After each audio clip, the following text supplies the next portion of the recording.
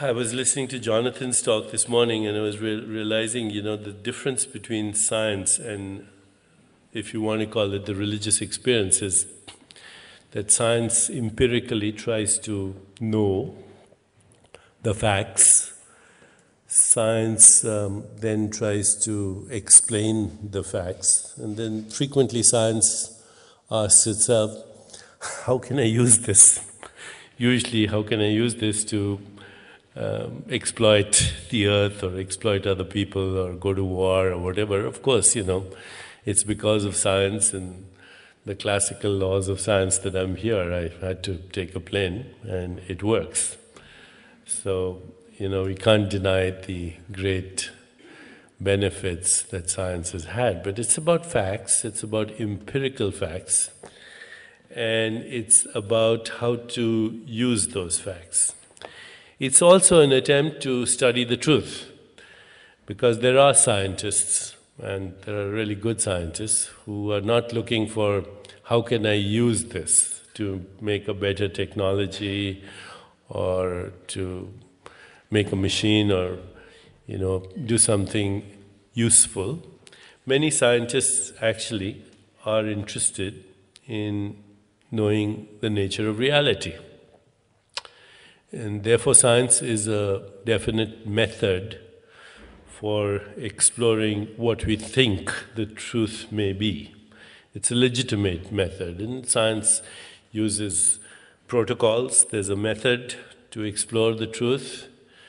There's an experiment to see if the theory is valid.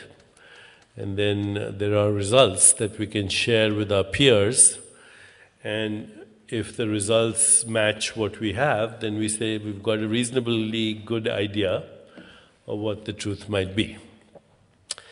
And so this kind of science has been extremely successful, as you know. For the last 300 years, this is the science that has created most of what we call the industrial age, starting from the locomotive to the automobile to the jet planes that we take to get from place to place. But then, about 100 years ago, science took a turn from what we call classic physics, based on observation, to a new science, and the revolution took place mostly in Europe, mostly through people like Heisenberg and Wolfgang Pauli and Schrödinger, and in England, Paul Dirac, many others, Einstein, of course, Niels Bohr. And this is the quantum revolution that we saw about 100 years ago that shook the foundations of what we thought truth was. And even though Einstein himself was one of the pioneers of the new science, he was shaken by it, and he did not accept it till his death. Even on his death, the equations that he wrote were not satisfying to him.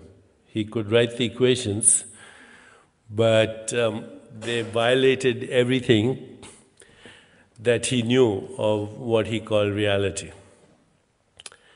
So, again, thanks to this beautiful magazine that you put out, Satish. There's a beautiful article here, The Mathematician and the Mystic, from Andrew Robinson and Deepak Home. And this is a conversation that Tagore and Einstein had in 1930. Previously, they had met before also at Caltech, outside of Caltech, where I was privy to a debate that led to the book that you're holding in your hand at the moment, which we'll talk about later. But here's how it goes, this conversation. It's a very important conversation because in many ways it is as relevant today as it was before. So Einstein says there are two different conceptions about the nature of the universe.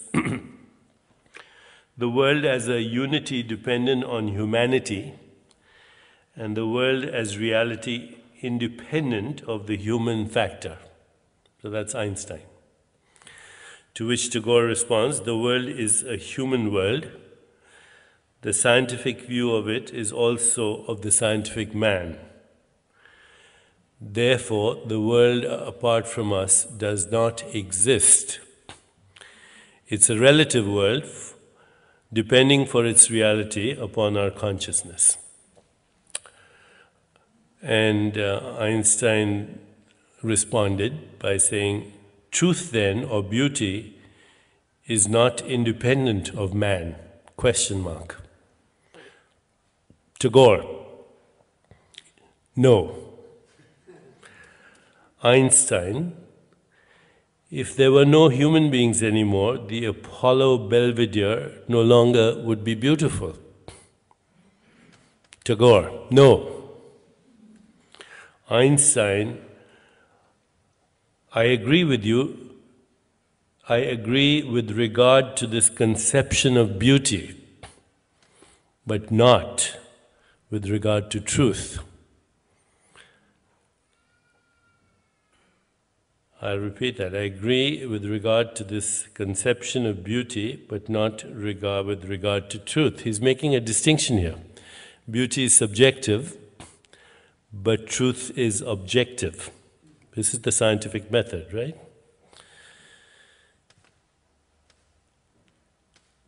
Tagore, why not? Truth is realized through men. Einstein, I cannot prove my conception is right, but that is my religion. It's a very important conversation, okay, because at least Einstein is willing to accept a very basic premise here, that science is my religion. And according to science, truth is objective. In fact, you've probably heard Einstein's other famous, when the whole quantum revolution was taking place, and Heisenberg and Niels Bohr and Einstein, and they're all arguing with each other, particularly Heisenberg.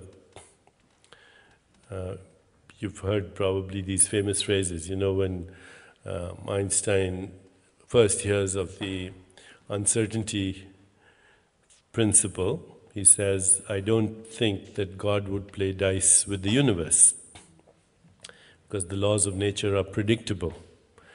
Reality is fixed.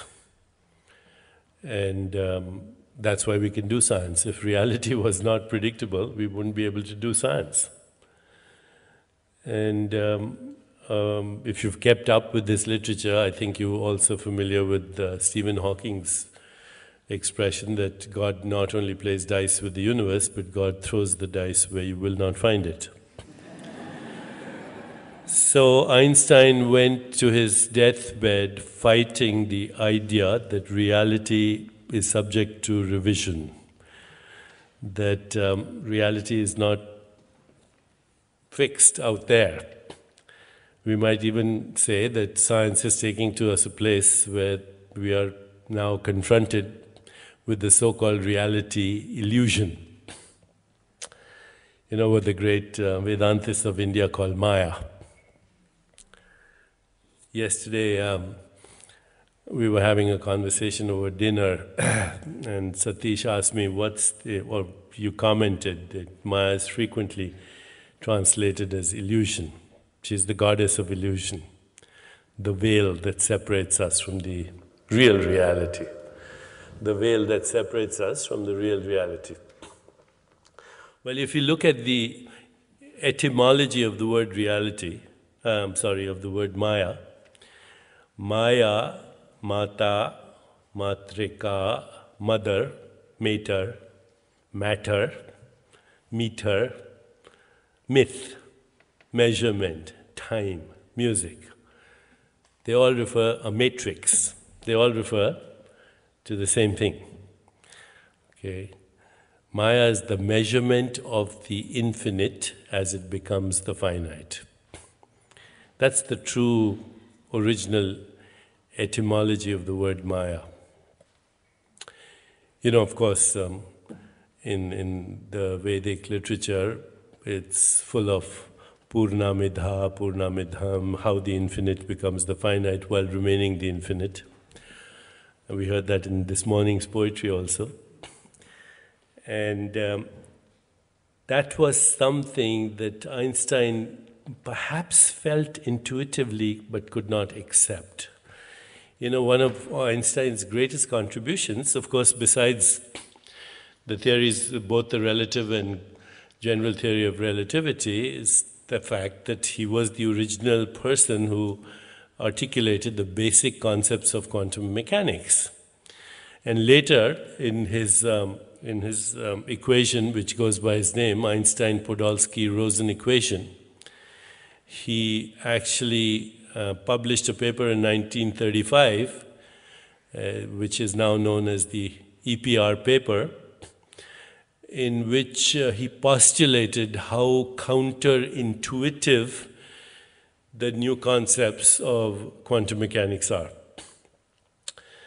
Today, it's a given that even though Einstein himself disagreed with his own proposition of EPR theorem, that there is a fundamental level of existence in the universe which is quote-unquote non-local. Okay, and I know a lot of people here are not scientists perhaps, but basically this is what non-locality means. There's a level, fundamental level in nature where not only is everything connected with everything, in fact connection is not the word, everything is correlated with everything. Everything is instantly correlated with everything else, which means that if you tickle the universe here, it can laugh there. And it does so instantly. So if you measure the position or the momentum of a particle here, somewhere here, instantly a particle somewhere which could be millions of years, light years away, which means it would take light years, 1,000,000 years to go light, the speed of light going at 186,000 miles per second, take millions of years to get there. But the fundamental tenets of non-local reality is that if you measure a particle here, in whatever way you measure it, momentum, position, spin, it instantly determines the behavior of a particle which may be millions of years away, millions of light years away, instantly. Okay, this is also in violation, seemingly in violation of the theory of relativity, because nothing is supposed to travel faster than the speed of light. And yet this is a fundamental mathematical formulation, first through Einstein, then John Bell in 1982, proved by a French experimentalist, Alain Aspect, and then again 1998, and now many times over. Okay? So there's a fundamental level of reality where everything is instantly correlated. Instantly. Where everything, correlations remain unmediated. Unmediated means there's no signal that goes from here to there. Things happen simultaneously. What happens here influences what happens there instantly. Or even better, if you ask a question here, you can get an answer there instantly. And this is what troubled the pioneers and still is troubling to many scientists. Not being tuned in to the spiritual discipline, usually scientists find it very difficult to understand how this could happen. And yet it's experimental, it's validated, it's mathematically true, can't deny it. The correlation is instantaneous, it's unmediated, there's no signal that establishes or causes the correlation. It's unmediated, there's no mediation. And it's unmitigated. Unmitigated means the robustness of the correlation does not diminish with distance in space or time. You know, distance in space is also the same thing as distance in time. Okay, now if you weren't kind of mathematically oriented or trying to figure this out, and you had any spiritual experience, you would say there's a level of reality that is omnipresent, that is omnipotent, that is omniscient, because what happens here is known there. A question here asked, answer is available everywhere else in the universe. In fact, the more we study non-locality now, which is accepted by the way, the more we feel that it explains how the universe functions. That there is simultaneity, you know, there's no linear cause-effects in this realm. How do biological organisms operate with simultaneity? The human body, for example, has 100 trillion cells, which is more than all the stars in the Milky Way galaxy. Every cell is performing 100,000 activities every second. And every cell instantly knows and correlates its activity with every other cell. How does a human body think thoughts, play a piano, kill germs, remove toxins, make a baby all at the same time? And while a biological organism can do that, it tracks the movement of stars and planets because your biological rhythms are the symphony of the whole universe. Your biology responds to everything that's happening in the whole universe instantly. Okay, so there's some deep music, some deep symphony in the music, and all of us dance to it, even though we can't name the tune. And in fact, when you're not dancing to it, you get sick. Okay, there's something that is transcendent. You might say trans-empirical about this reality. So for 300 years, we've been the victims, in a way, of an empirical science. By empirical means, science is valid if you can observe things through your five senses, if the experience is through the five senses. And if you cannot experience it, if you cannot measure it, then it's not real. And that's the fixed reality independent of our consciousness. That's what Einstein is saying. But Tagore turns out to be a greater scientist. A greater scientist because he's saying it's not like that. He knows it intuitively, and today we know it scientifically. Okay, so let me take you through a little bit of journey of why this is so relevant right now to us, not only in science, but for our very survival. I'll take a couple of minutes, but there is the empirical world, which we're experiencing through our five senses. So this table here, your physical body, this room, etc. This is the empirical world. But now I'd like you to experience a non-empirical, trans-empirical world. So just right now, as you're listening to me, just in your imagination,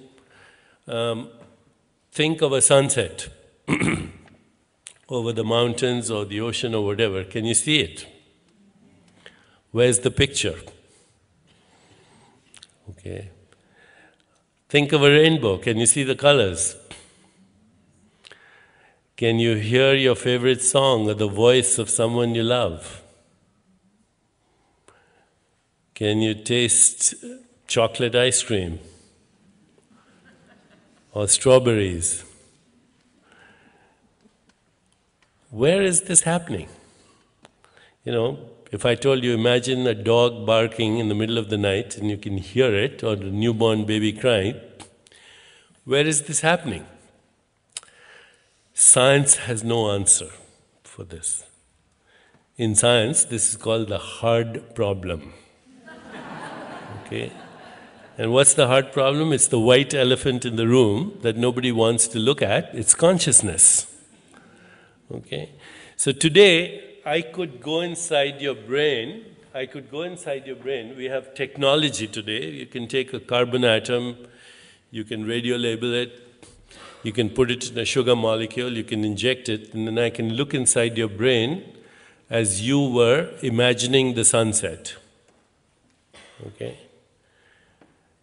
And when I look inside the brain, I don't see sunsets. What I see is electricity and some chemicals that we call neurotransmitters. But you're not experiencing electricity. You're experiencing a sunset. You're experiencing the colors of a rainbow. Now, of course, there's a correlation between the electricity in your brain and the experience you have. But what came first? Did the electricity come first, or did the experience come first?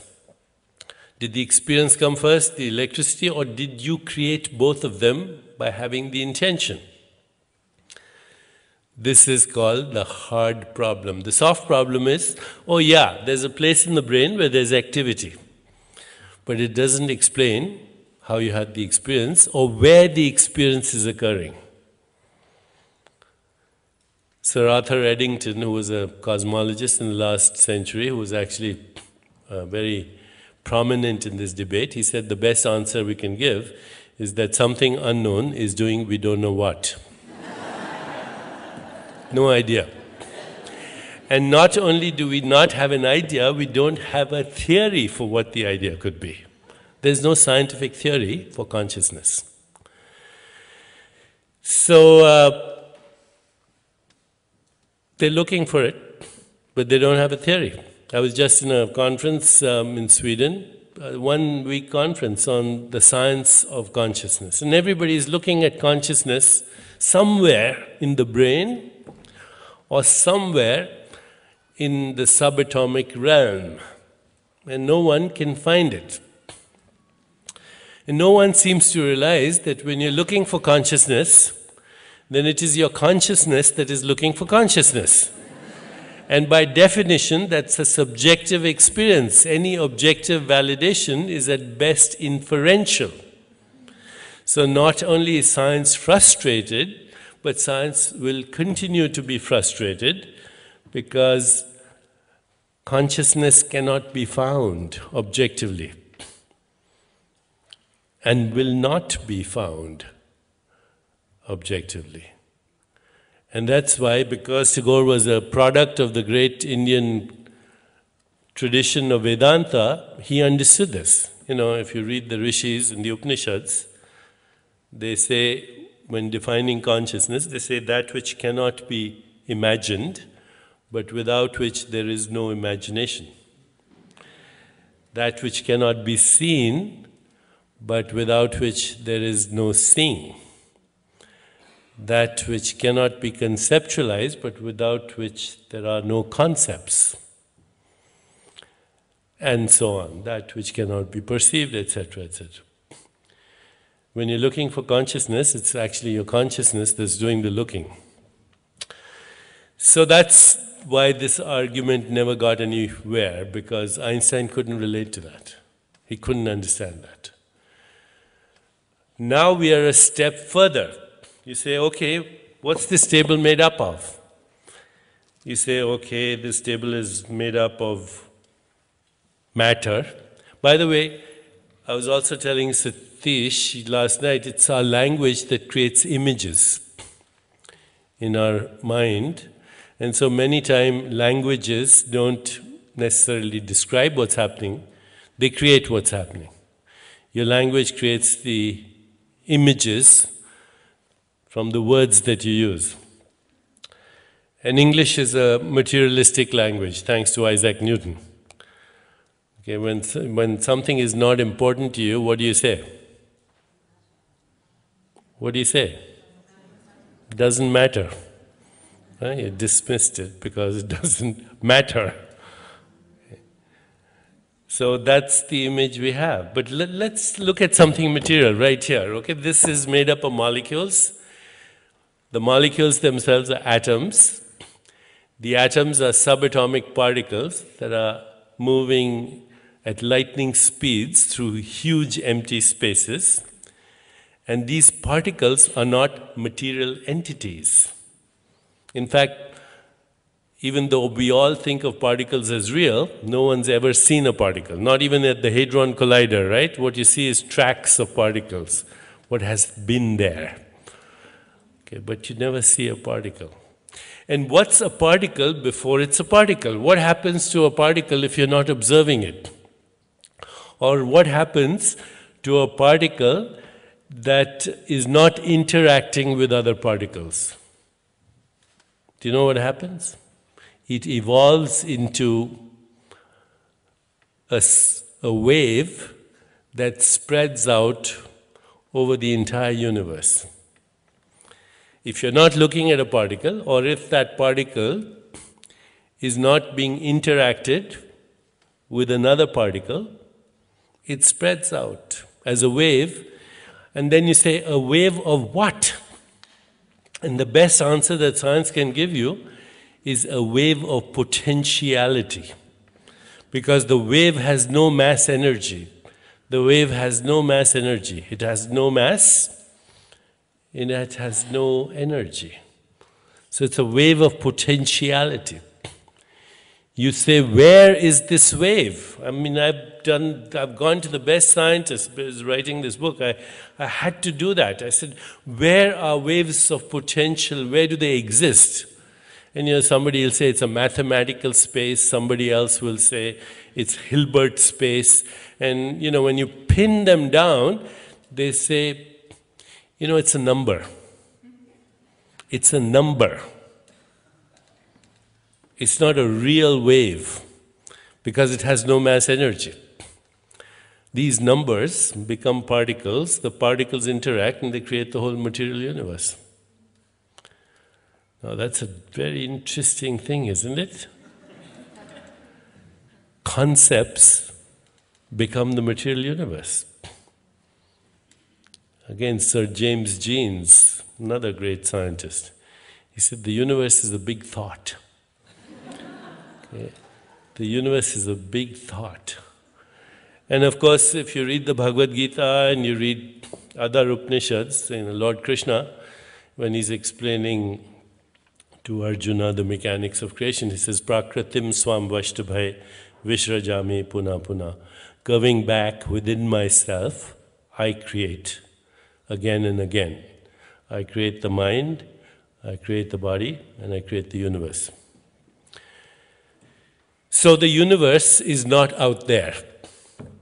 Okay, the universe is in your consciousness.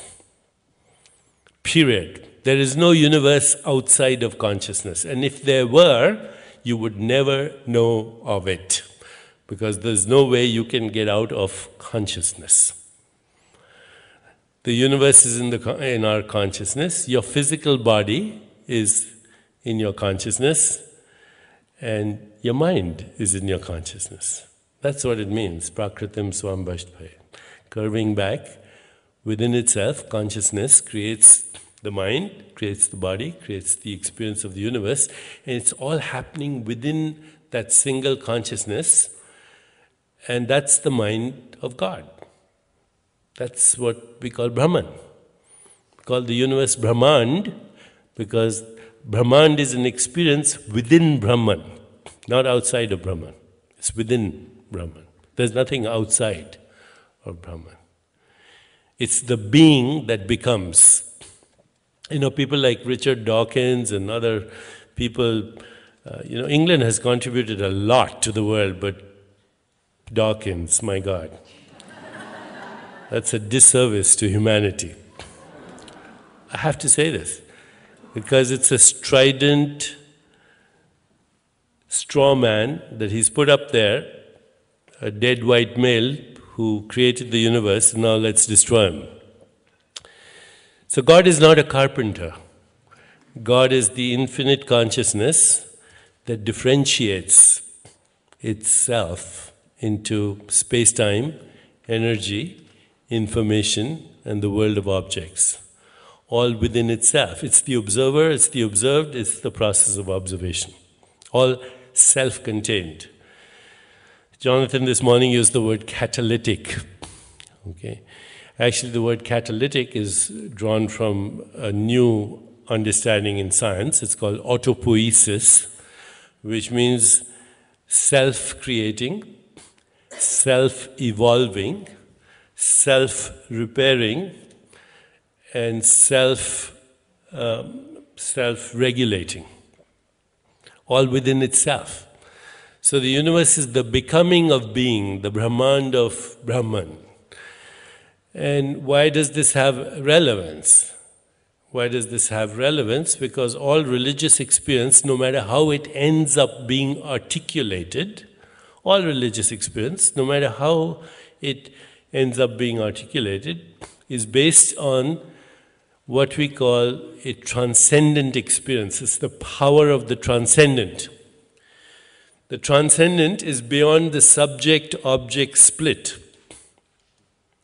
So right now, I have the feeling that there's somebody here, or here, mostly here, but if not here, somebody here, or somewhere inside my body that is looking at somebody outside over there. This is the subject-object split on which all empirical science is built. But the subject-object split it's artificial. Nature is one.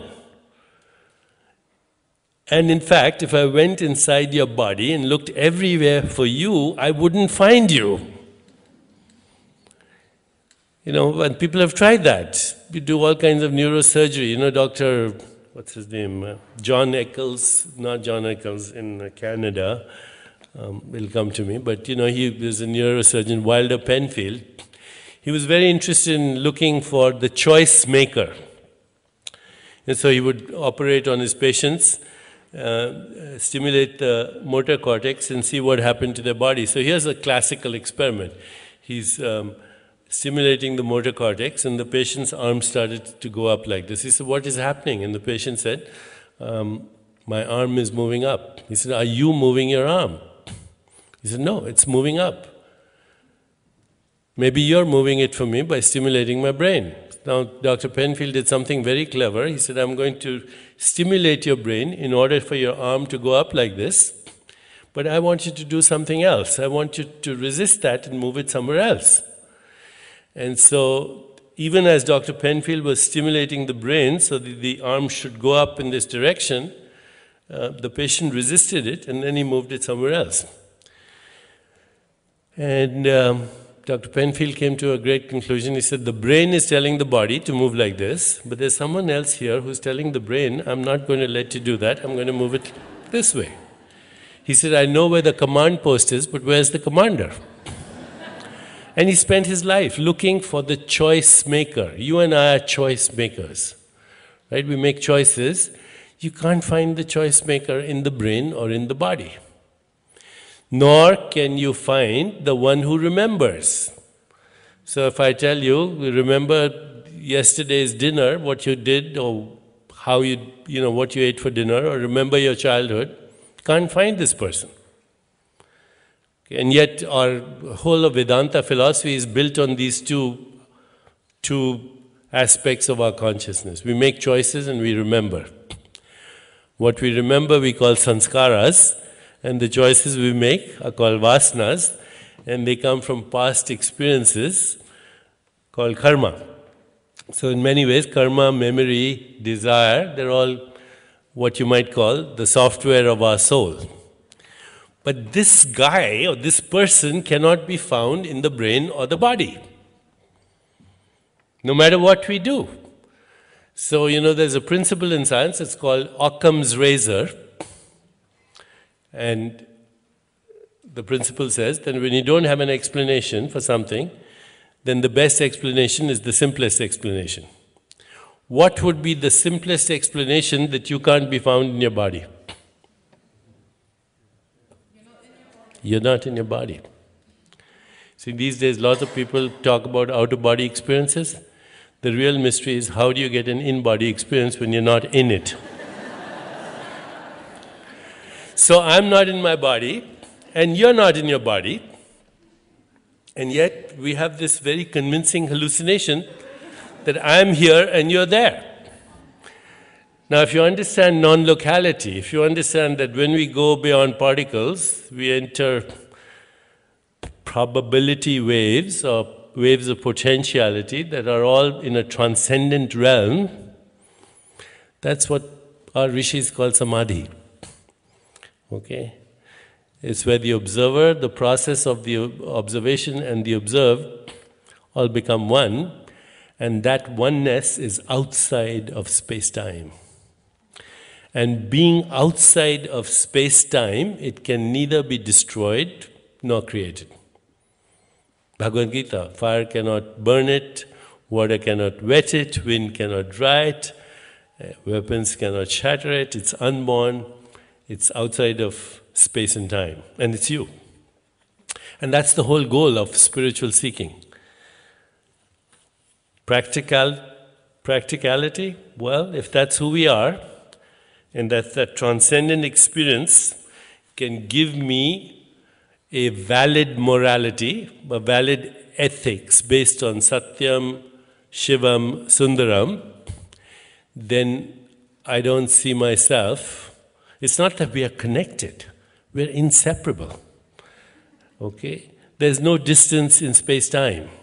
It's transcendent. All religious experience is based on just these three ideas: the transcendental experience, the inseparability of all life, and finally the ethics that emerges from that: truth, goodness, beauty, harmony, evolution that emerges. There's nothing more. If you have that and if you live that, that's a spiritual life. Okay, and in order to get that, you have to actually, all you have to do is get rid of the guy who you think is there, who's actually not there. Okay, so I'm going to end with two poems of Tagore, who says it much more elegantly. He says, "He whom I enclose with my name is weeping in this dungeon. I am ever busy building this wall all around. And as this wall goes up into the sky, day by day, I lose sight of my true being in its dark shadow. I take pride in this great wall, and I plaster it with dust and sand, lest a least hole should be left in this name. And for all the care I take, I lose sight of my true being." Continuing in the same poem, "I came alone on my way to my tryst. But who is this that follows me in the silent dark? I move aside to avoid his presence, but I escape him not. He makes the dust rise from the earth with his swagger. He adds his loud voice to every word that I utter. He is my own little self, my Lord. He knows no shame, but I am ashamed to come to your door in his company." Thank you.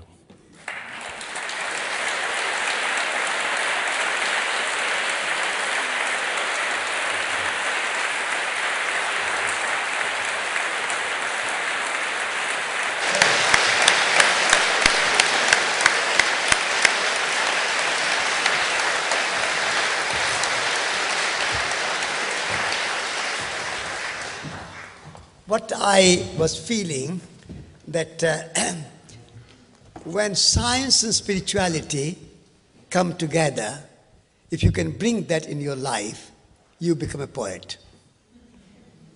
And so Tagore's poetry is that combination of science and spirituality in real life. And no one could articulate that better than Deepak. And you have done that wonderful job. Thank you very much.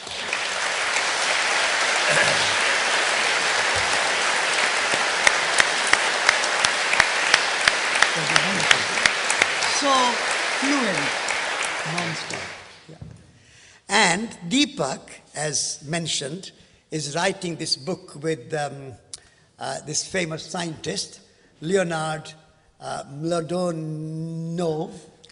His name is Leonard Mlodinow. He wrote The Grand Design with Stephen Hawking.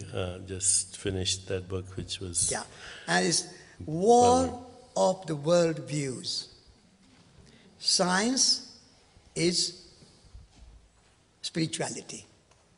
That's the book. Random House publishing it, and it's coming out in October. In October. So please look out for it. And Einstein and Tagore's conversation is in the latest of Resurgence, which is available at Resurgence bookstall. Now we have 10 minutes of question-answer session. And since the 10 minutes with such a big audience, I would like you to ask a very simple but clear one-sentence, two-sentence questions. No statement, no big preamble, but just the core of the statement. First question here. Core of the statement. If you go too long, I will be sorry to interrupt you. Deepak, you mentioned that Penfield was looking for the choice maker in the brain and he couldn't find it, and suggested that the choice maker is non-physical. If that's the case, how does this non-physical choice maker interact with the physical brain?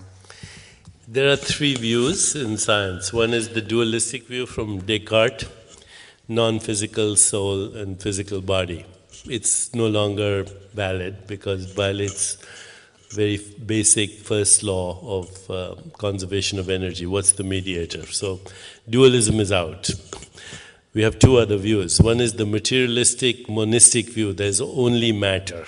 The problem with that is that when you start looking at matter, it becomes non-material, right? You go to the most basic level of what is matter, and it's not there.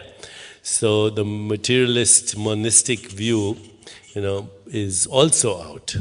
The third view is called, for lack of a better word, monistic idealism. There's only consciousness, okay? And consciousness conceives, governs, constructs, and appears as matter within itself. So when I asked you to imagine a sunset, it was in your consciousness and it was non-material. But if I ask you, what's this color? What's this color? Huh? Maroon. Okay, so is there a maroon ray coming from here to your eyes? No, it's some electromagnetic energy. But by actually the electromagnetic energy, till it hits your eyes, is a wave. And it has no energy. Once it hits your eyes, it interacts with something, then there's energy, there's an electrical current that goes to your brain, and then you have the experience maroon. So where's the experience maroon? In your consciousness. Where's your body? In your consciousness. And as what? As sound, touch, sight, taste, and smell.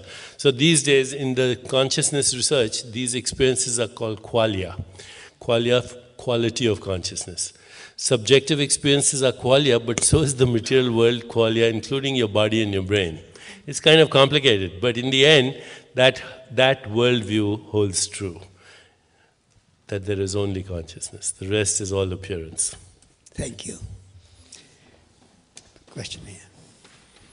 I work in the material world, and if all the world is intricately connected as one great thought, what is the relevance of my work to avert climate change in the material world? Well, as you know, are you talking about you working in the material world as a scientist? As a scientist?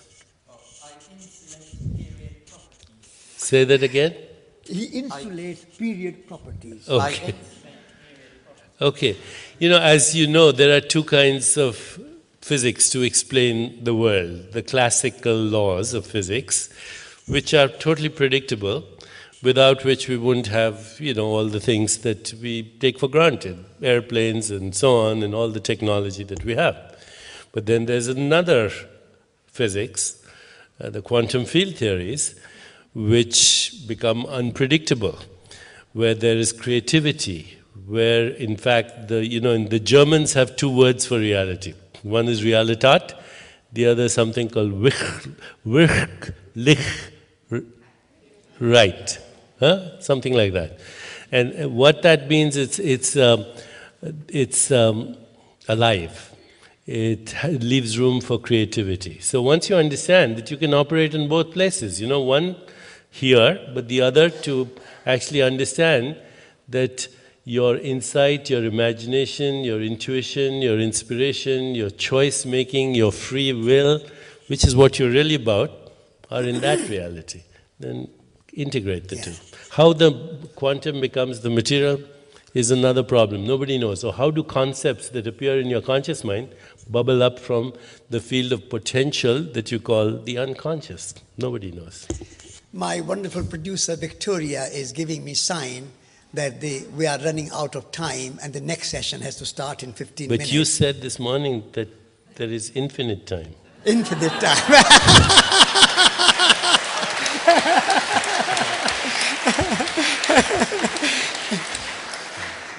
So, once again, thank you, Deepak, for this wonderful talk.